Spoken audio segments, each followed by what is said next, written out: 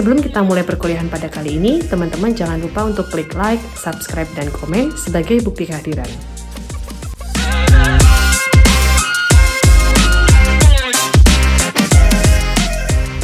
Sebelum membahas lebih lanjut tentang digital marketing, mari kita pahami definisi digital marketing sebagai berikut.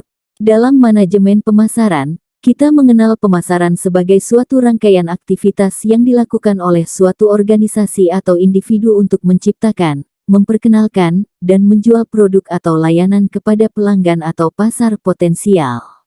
Terdapat dua jenis pemasaran, yaitu pemasaran tradisional atau tradisional marketing, dan pemasaran digital atau digital marketing.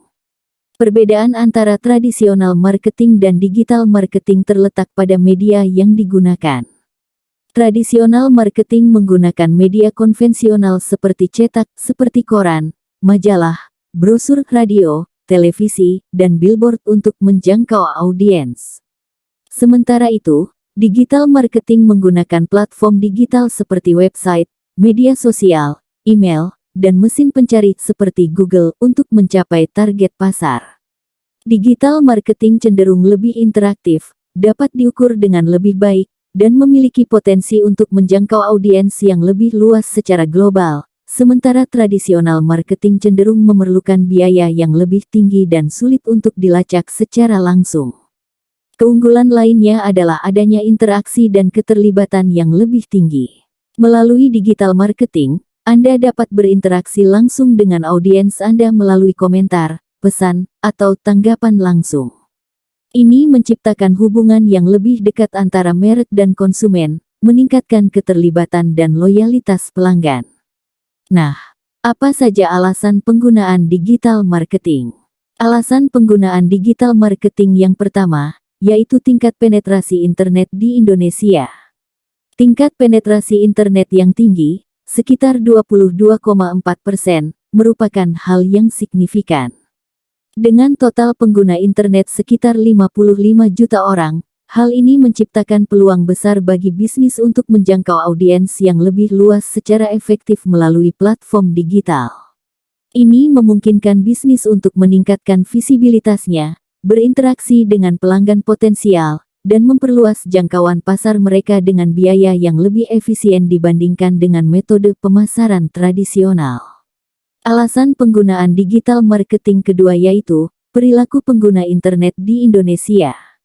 Sebanyak 80% perilaku pengguna internet di Indonesia memanfaatkan pencarian segala informasi di mesin pencari, contohnya Google. Pengguna internet sering menggunakan mesin pencari seperti Google untuk mencari informasi tentang produk, layanan, atau topik tertentu. Dengan memahami kata kunci yang relevan dengan bisnis kita dapat menargetkan pengguna yang sedang aktif mencari informasi terkait, meningkatkan peluang konversi. Sebanyak 79% memanfaatkan internet untuk social networking. Media sosial sangat populer di Indonesia, dengan jutaan pengguna yang aktif setiap hari. Ini menciptakan kesempatan bagi merek untuk berinteraksi langsung dengan konsumen dan membangun hubungan yang lebih dekat melalui digital marketing. Sebanyak 65% pengguna internet memanfaatkan email untuk transaksinya. Hal ini memungkinkan strategi pemasaran bisa dilakukan melalui pesan email. Sebanyak 40% pengguna memanfaatkan internet untuk pembelian online maupun transaksi e-banking. Semakin banyak orang di Indonesia yang beralih ke pembelian online untuk memenuhi kebutuhan mereka. Dengan digital marketing, bisnis dapat mempromosikan produk mereka secara online dan menjangkau konsumen potensial di seluruh negeri. Sebanyak 42% pengguna memanfaatkan internet untuk menonton video. Pengguna internet di Indonesia cenderung aktif dalam mengonsumsi konten digital seperti video, media sosial, dan berita online. Hal ini menciptakan peluang besar bagi perusahaan untuk memasarkan produk atau layanan mereka melalui platform-platform ini. Dan sebanyak 40% pengguna memanfaatkan internet untuk blogging. Melalui blogging, kita dapat menargetkan audiens yang lebih spesifik dengan menulis tentang topik-topik yang relevan dengan minat, kebutuhan, dan masalah mereka. Hal ini dapat membangun hubungan yang lebih erat dengan audiens target Anda. Alasan penggunaan digital marketing yang ketiga yaitu on selama 24 jam dan jangkauan yang luas.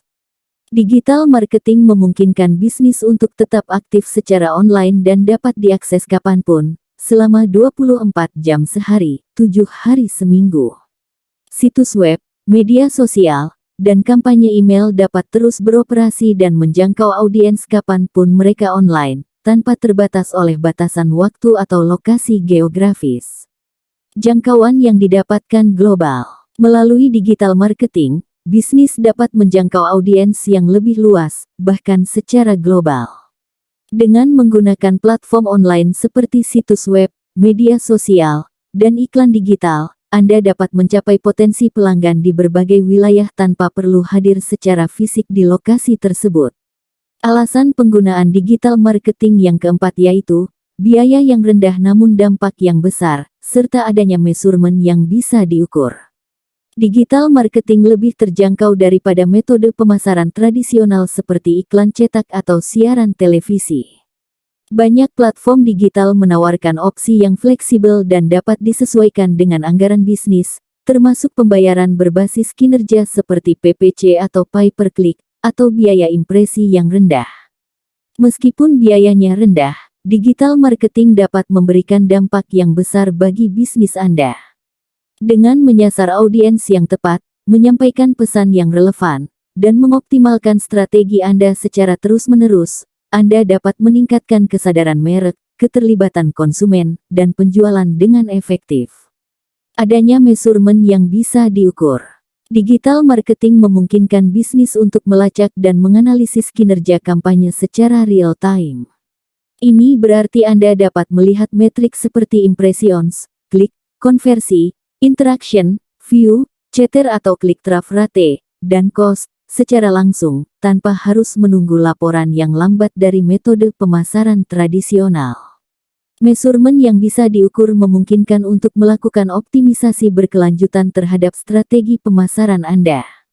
Anda dapat menguji berbagai elemen kampanye seperti judul, gambar, atau penawaran, dan menggunakan data untuk membuat keputusan yang lebih baik tentang bagaimana meningkatkan kinerja Anda di masa depan.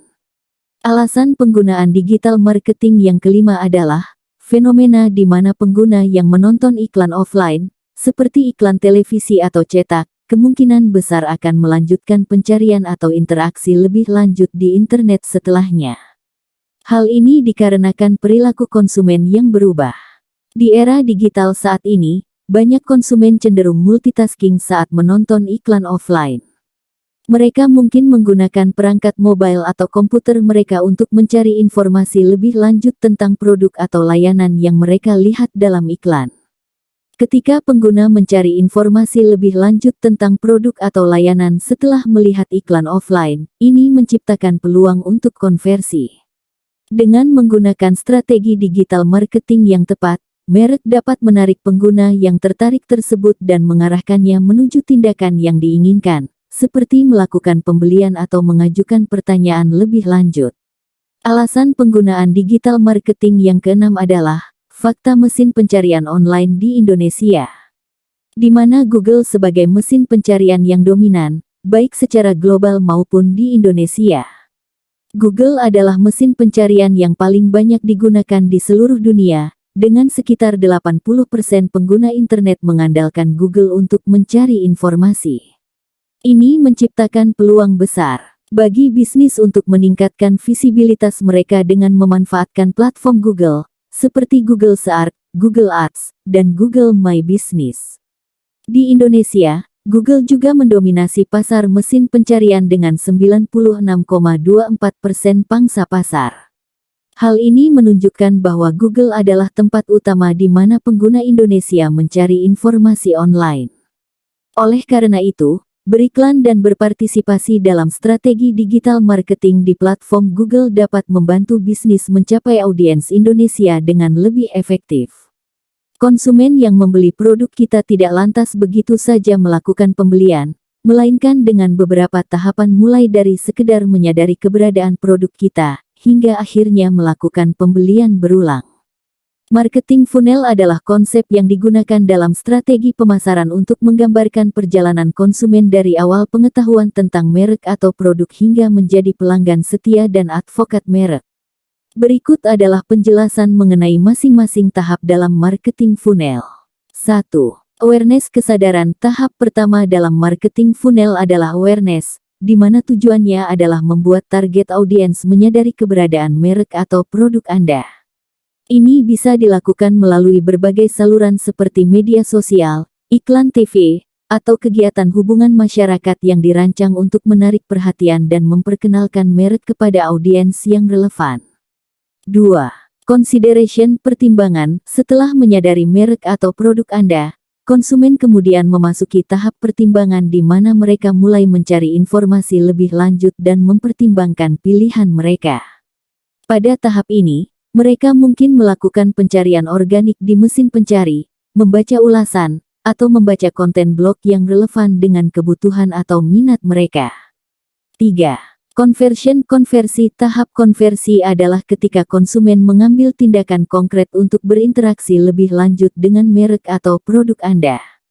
Ini bisa berupa melakukan uji coba gratis, berpartisipasi dalam kampanye yang ditargetkan, atau terlibat dalam strategi remarketing di mana mereka ditargetkan kembali dengan penawaran yang relevan setelah sebelumnya menunjukkan minat. 4. Aktivasi. Setelah konsumen melakukan konversi, langkah selanjutnya adalah mengaktifasi mereka sebagai pelanggan.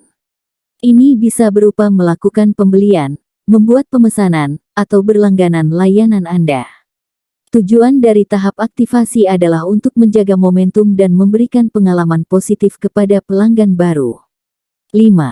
Loyalitas. Tahap loyalitas adalah ketika pelanggan mulai terikat dengan merek Anda dan menjadi pelanggan setia.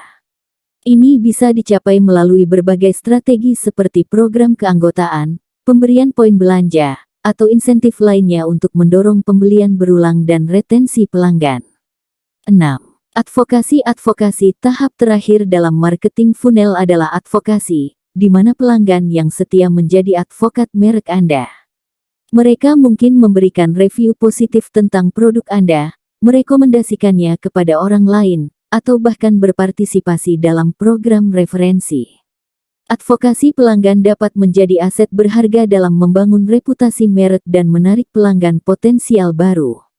Fungsi digital marketing meliputi peningkatan visibilitas online, yang berdampak pada peningkatan citra merek, dan peningkatan peluang interaksi dengan audiens. Serta meliputi pemasaran target, yang berdampak pada mengenal target audiens dengan baik, serta kampanye aktif sesuai target audiens.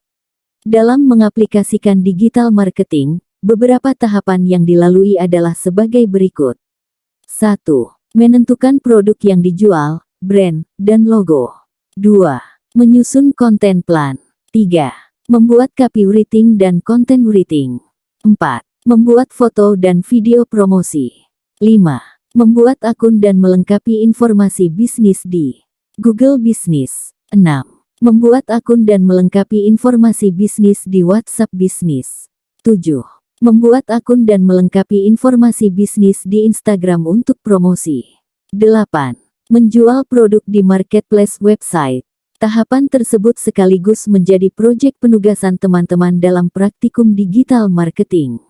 Dalam memasarkan produk untuk proyek di praktikum digital marketing kali ini, teman-teman bisa memasarkan produk UMKM sekitar, atau jika teman-teman sudah memiliki usaha bisnis sendiri, maka boleh memasarkan produk sendiri. Untuk penjelasan lebih lanjut, kita bahas di pertemuan selanjutnya ya. Nah, demikian pembahasan pada perkuliahan kita kali ini. Semoga menambah wawasan dan pengetahuan teman-teman semua. Kita ketemu lagi di lain kesempatan. Terima kasih. Assalamualaikum warahmatullahi wabarakatuh.